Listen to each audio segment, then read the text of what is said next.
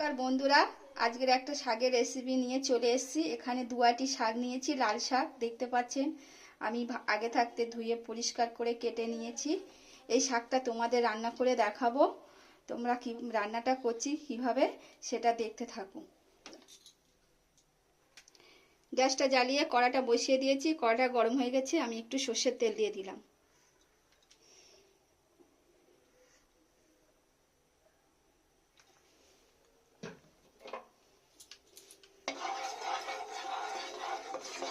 তেলটা গরম হয়ে গেছে, এবার আমি পেঁয়াজ দিয়ে দিলাম।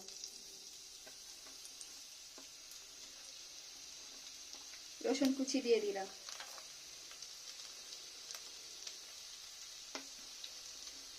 কাঁচা লঙ্কা দিয়ে দিলাম। আমি একটু ভালো করে লাল লাল করে ভেজে নেব।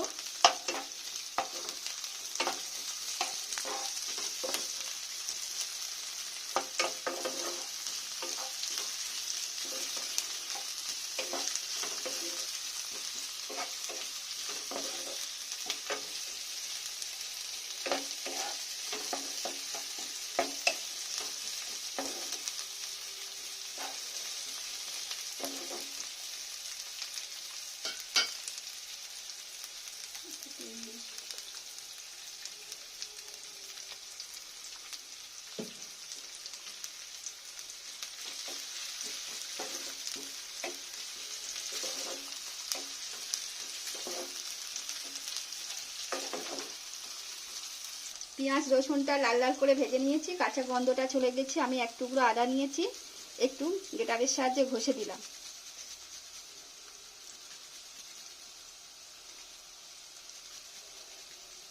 আপনারা একটু কুচেও দিতে পারেন।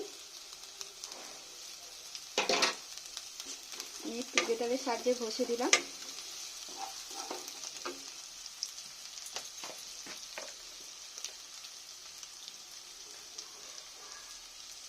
এক চামচের মতো হলুদ গুঁড়ো দিলাম।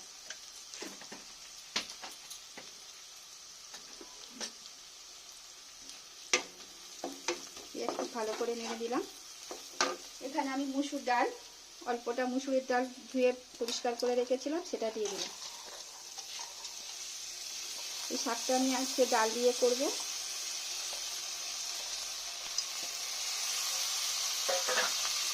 একটু ভালো করে আমি নেড়ে নেব।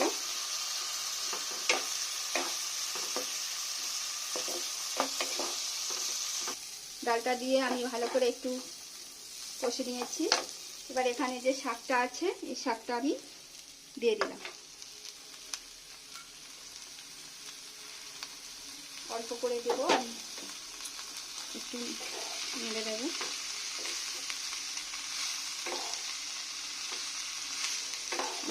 আমি শাকগুলো সব দিয়ে দিয়েছি।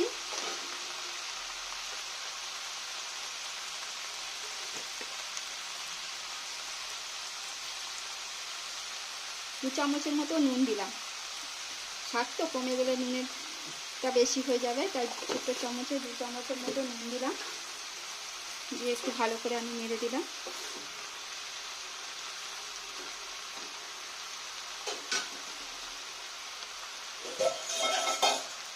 ঢাকা দিয়ে দিলাম। 10 মিনিট বাদে ফিরে আসছি। 10 মিনিট বাদে ফিরে আসলাম। বন্ধুরা দেখুন, আমি কিন্তু শাকে কোনো জল দেইনি।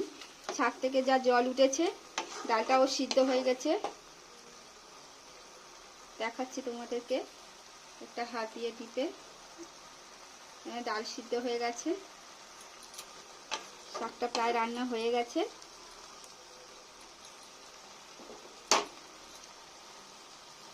একটা প্যান বসিয়ে দিলাম, দিয়ে কিছুটা পরিমাণে সর্ষের তেল দিলাম।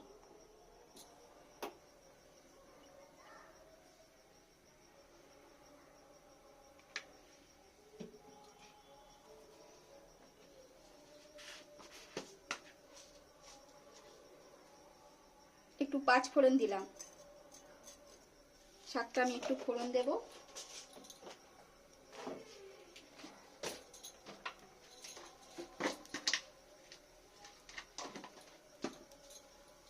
শুকনো লঙ্কা আমি হাত দিয়ে কেটে দিলাম, কিছুটা পরিমাণে আরেকটু রসুন দিলাম, আর একটু পেঁয়াজ দিলাম। এরকম দিলে খেতে ভালো লাগে শাকের। এটা এইভাবে একটুখানি আমি ভালো করে এটা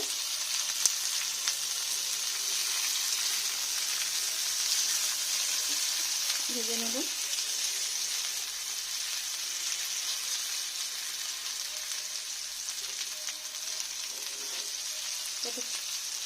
ডালে যেরকম আমরা ফোড়ন দিই এইভাবে একটু ফোড়ন দিয়ে দিলাম।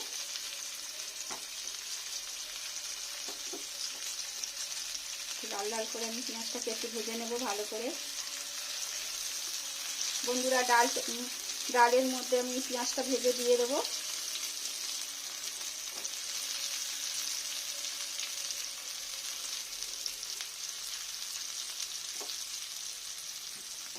লাল করে ভেজে নিই। এই যে আমি পেঁয়াজ রসুনটা ফোড়ন দিয়েছিলাম, শুকনো লঙ্কা এটা আমি এর মধ্যে দিয়ে দিলাম, যাতে খেতেও ভালো লাগবে। এরকমভাবে একটু ভেজে দিলে খেতেও সুন্দর লাগে। একটু ভালো করে আমি, গন্ধটাও খুব সুন্দর, পেঁয়াজ রসুন ভাজাটার গন্ধটা এমনি থেকে সুন্দর। এবারে আমি এখানে কিছুটা পরিমাণে চিনি দিলাম। যে কোনো শাকে চিনি দিলে কিন্তু খেতে ভালো লাগে, তাই শাক আছে বলে আমি একটু সামান্য চিনি দিলাম। আপনারা চাইলেও দিতে পারেন, না দিলেও কিছু হবে না।